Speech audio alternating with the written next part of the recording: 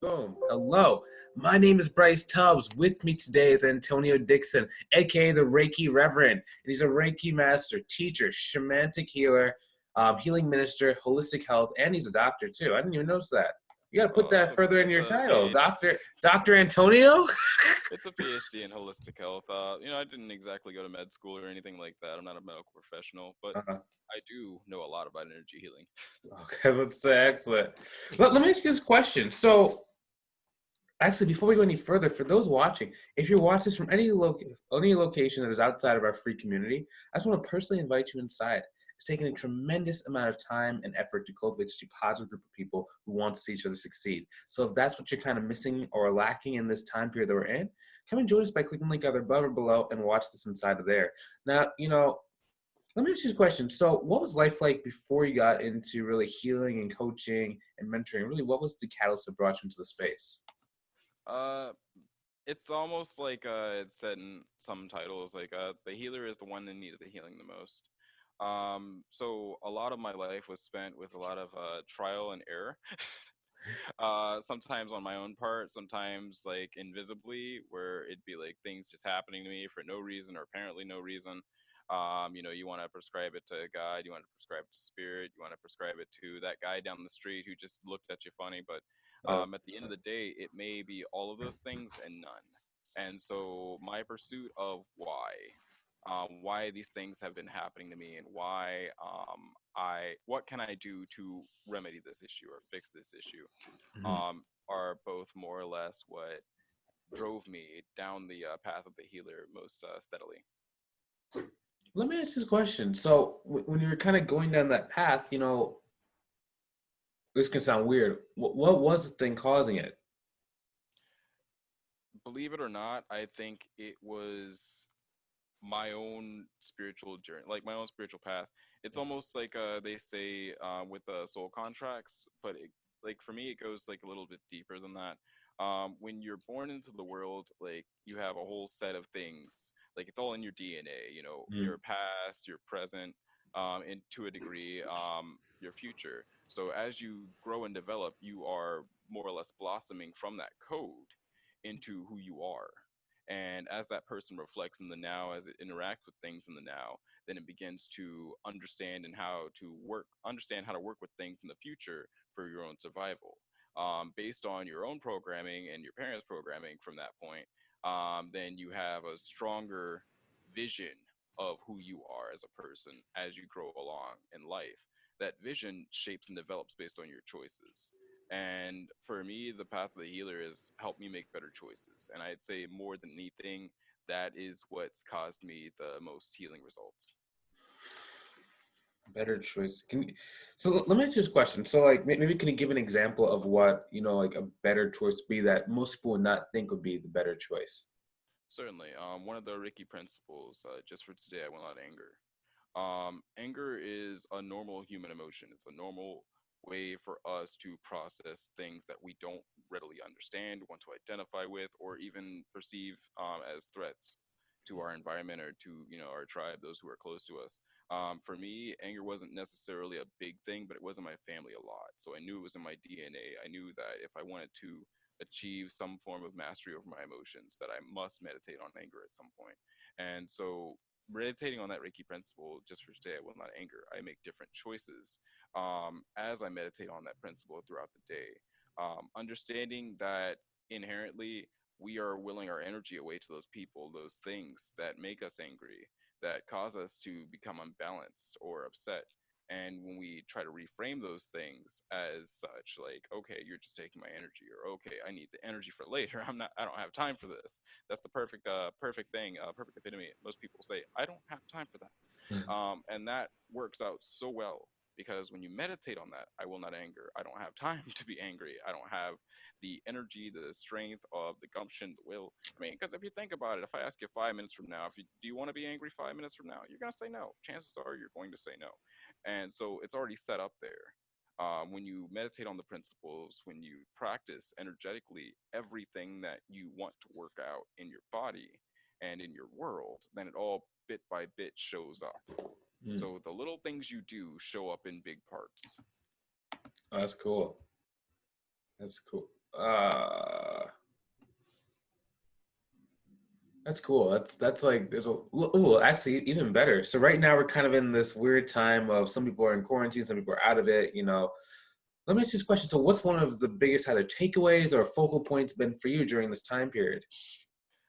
I would say just understanding that despite our distance, despite our social distancing, our physical distancing, or even our mental distancing from friends, family, close relations, people who have either the virus or who are a threat or risk to have the virus because of their work or otherwise.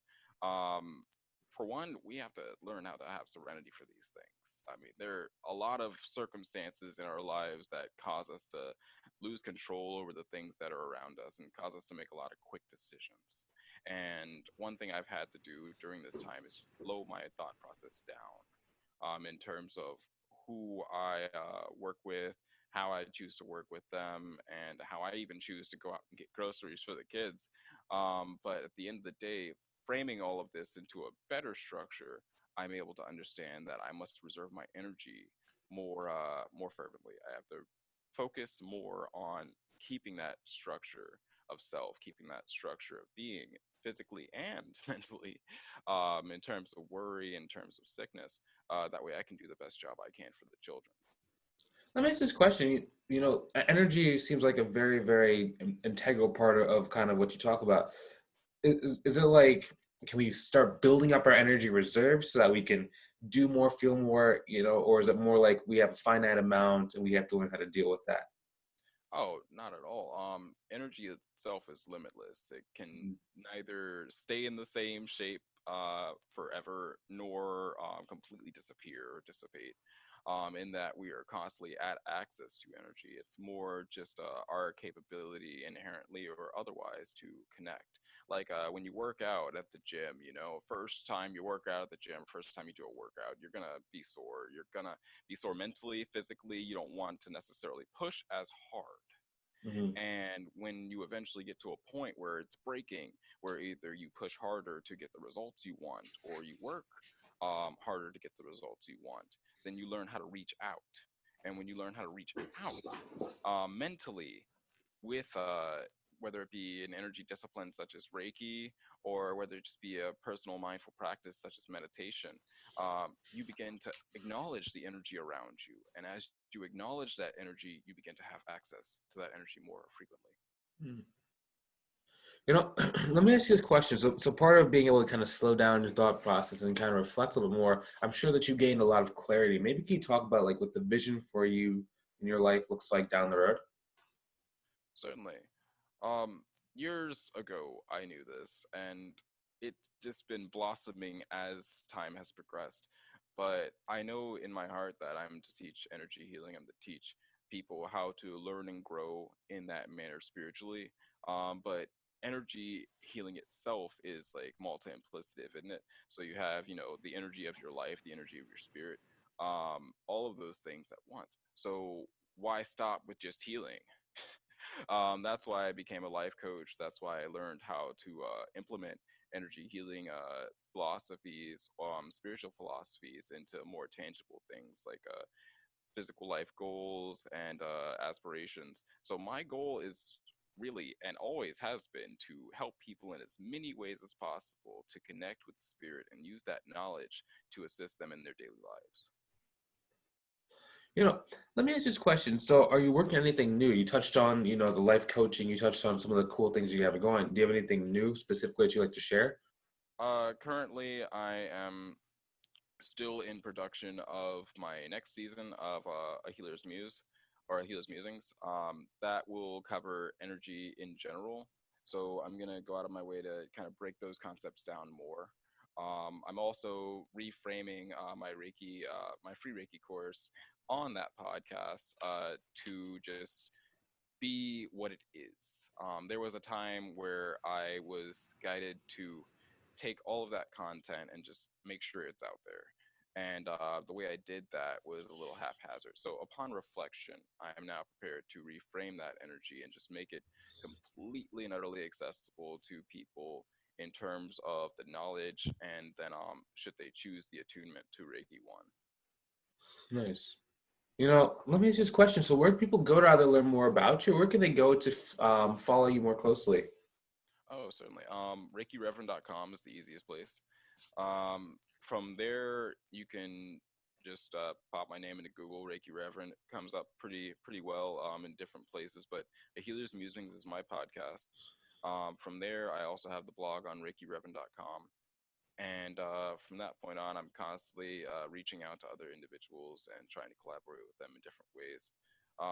Here soon, I should be on YouTube yet again. So if you keep following up with my work, you'll eventually see me again live. Nice. Let me ask you this question. So this is something that sometimes a lot of guests talk about. So I want to kind of get your take on it. Do you do any meditation? Like, do you sit and focus on your thoughts? And if you do, like, what type of meditation do you do? For the most part, I find active meditation to work best. Kind of like a combination between glossy eyes over the newspaper type of meditation Mm. and walking. Whistle while you work.